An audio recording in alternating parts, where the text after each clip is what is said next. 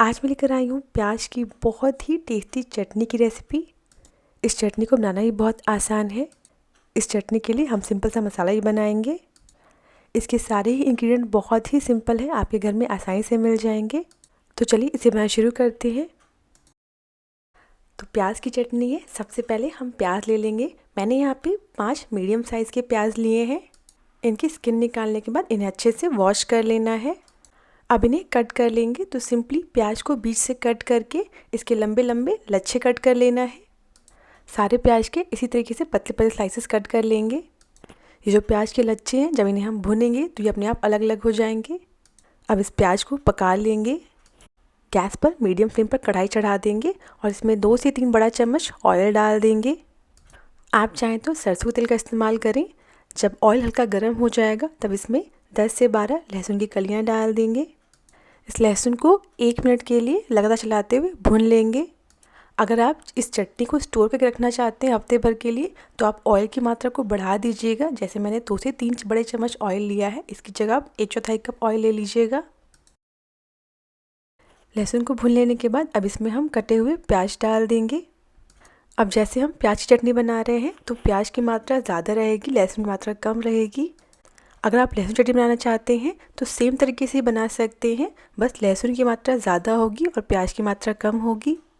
अब इस प्याज को हमें तब तक पकाना है जब तक ये जो प्याज हैं ये थोड़े सॉफ्ट ना हो जाएं। धीरे धीरे पकाएंगे तो प्याज ब्राउन भी नहीं होंगे और प्याज का कच्चापन भी ख़त्म हो जाएगा। क्योंकि हम चटनी बना रहे हैं तो प्याज को हमें ब्राउन नहीं करना है, बस थोड़े से पक जाएं इतना ही पकाना है। जैसे जैसे प्याज पकता जाएगा प्याज के लच्छे भी अपने आप अलग होते जाएंगे और इसी के साथ प्याज थोड़े पक गए हैं, सॉफ्ट हो गए हैं। अब इसमें चटनी में खटास के लिए 2 चम्मच इमली डाल देंगे। इमली की जगह आप अमचूर पाउडर का इस्तेमाल कर सकते हैं। अब गैस की फ्लेम को लो कर देंगे ताकि जो प्याज है वो ब्राउन ना हो। इन्हें बस 2 से 3 मिनट के लिए और पका लेंगे ताकि जो इमली है वो सॉफ्ट हो जाए। अगर आपको खट्टा बहुत ज़्यादा नहीं पसंद है तो आप इमली की मात्रा को थोड़ा कम कर सकते हैं। सारी चीज़ें अच्छे से पक गई हैं। अब गैस को बंद कर देंगे और इस मिक्सचर को हल्का ठंडा कर लेंगे। समय कम हो तो किसी प्लेट पर निकाल लीजिएगा इसे, ताकि जल्दी ठंडा हो जाए। जब तक मिक्सचर ठंडा हो रहा है तब तक हम एक मसाला बना लेते हैं। दूसरे पैन में हम 1 बड़ा चम्मच साबुत धनिया ले लेंगे, 1 चम्मच सौंफ, आधा चम्मच साबुत जीरा। इन्हें हम 1-2 मिनट के लिए भून लेंगे ताकि इनका मॉइस्चर ख़त्म हो जाए और ये हल्के क्रिस्प हो जाएँ। ये जो हम मसाला बना रहे हैं, अगर ये ज़्यादा बन जाएगा और थोड़ा बच जाता है मसाला तो आप इसे एज अ गरम मसाला की सब्ज़ी में ऐड कर सकते हैं। 1 मिनट लो फ्लेम पर भून लेने के बाद अब इसमें हम 4 सूखी लाल मिर्च ऐड करेंगे। इन सूखी लाल मिर्चों में भी मॉइस्चर होता है तो इन्हें भी भून लेने से इनका मॉइस्चर ख़त्म हो जाएगा और ये आराम से पिस जाएंगी। बस इन्हें कुछ सेकेंड के लिए भून लेंगे, इनका फ्लेवर बहुत ही बढ़िया आएगा मसाले में। अब इसमें हम 15 से 20 मेथी दाना ऐड करेंगे और गैस को बंद कर देंगे। इससे चटनी का टेस्ट भी बहुत बढ़िया आएगा और मेथी दाना डाइजेशन के लिए बहुत अच्छा होता है। अब सारे खड़े मसाले अच्छे से भुन गए हैं। अब इन मसालों को एक प्लेट पर ले लेंगे ताकि ये जल्दी ठंडे हो जाएं। बस 2 से 3 मिनट में ये अच्छे से ठंडे हो जाएंगे, पीसने लायक हो जाएंगे। जब मसाले हल्के ठंडे हो जाएंगे तो इन्हें हम ग्राइंडर जार में डाल देंगे। इन मसालों को दरदरा पीस लेंगे। सारे मसाले अच्छे से पिस गए हैं, इसे थोड़ा दरदरा रखा है मैंने, इसे बहुत ज़्यादा बारीक नहीं करिएगा। अब इसे हम एक बोल में निकाल लेंगे और इसी के साथ हमारा मसाला बिल्कुल रेडी है। नेक्स्ट ये जो प्याज का मिक्सचर ये भी हल्का ठंडा हो गया है।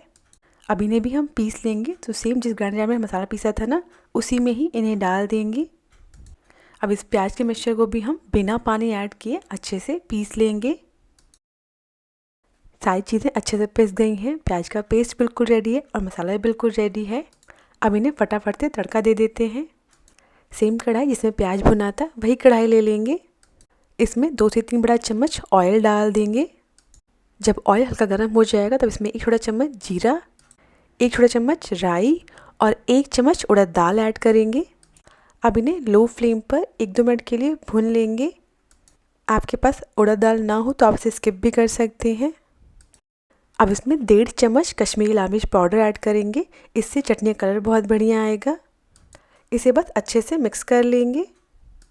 अब इसमें हम प्याज का पेस्ट ऐड कर देंगे और इसे फटाफट से मसालों के साथ मिक्स कर लेंगे। क्योंकि जो लाल मिर्च पाउडर है वो बहुत जल्दी जलने लग जाता है। ध्यान रखिएगा गैस की फ्लेम को लो रखना है। बस इसे फटाफट से मिक्स कर लेंगे। सारी चीज़ें अच्छे से मिक्स हो गई है। अब इसमें हम स्वाद अनुसार नमक ऐड करेंगे और जो हमने मसाला पीसा था उसे इसमें डाल देंगे। तो अभी सारा मसाला नहीं डालना है, आधा मसाला इसमें डालेंगे। मसाले की मात्रा थोड़ी ज़्यादा है तो आधा इस्तेमाल करें। इन मसालों को फटाफट से मिक्स कर लेंगे। अब ये चटनी थोड़ी गाढ़ी है तो इसे हम थोड़ा पतला कर लेंगे। तो जिस ग्राइंडर जार में प्याज को पीसा था उसी में ही 3/4 कप पानी खंगाल लेंगे और इस पानी को फटाफट से चटनी के साथ मिक्स कर लेंगे। आप चटनी को और ज़्यादा गाढ़ा रखना चाहते हैं तो आधा कप ही पानी ऐड करिएगा। पानी डालने के बाद इसे हम 3 से 4 मिनट के लिए और पका लेंगे। जितनी अच्छे से पकाएंगे ना चटनी उतनी अच्छी बनती है। अब इसे हम ढककर 3 से 4 मिनट के लिए लो मीडियम फ्लेम पर पका लेंगे। इसे पकाते हुए मुझे लगभग 4 मिनट हो गए हैं। अब ढक्कन हटा देंगे और इसे बस चला लेंगे और इसी के साथ हमारी प्याज की चटनी बिल्कुल रेडी है। अगर आप चटनी को और गाढ़ा करना चाहते हैं तो इसमें कम पानी ऐड करिएगा। यह चटनी बहुत बहुत ज़्यादा टेस्टी बनती है, एक बार ज़रूर ट्राई करिएगा। जब इस चटनी को सर्व करेंगे ना तो आप देखिएगा सब्ज़ी ज़्यादा आप चटनी को पसंद करेंगे। और इस चटनी में सारे इंग्रेडिएंट बहुत ही सिंपल है जो आपके घर में आसानी से मिल जाते हैं। एक बार यह टेस्टी प्याज चटनी बनाकर देखिए, आपको बहुत पसंद आएगा। अगर आपको रेसिपी पसंद आई हो तो प्लीज़ मेरे चैनल को सब्सक्राइब करना ना भूलें।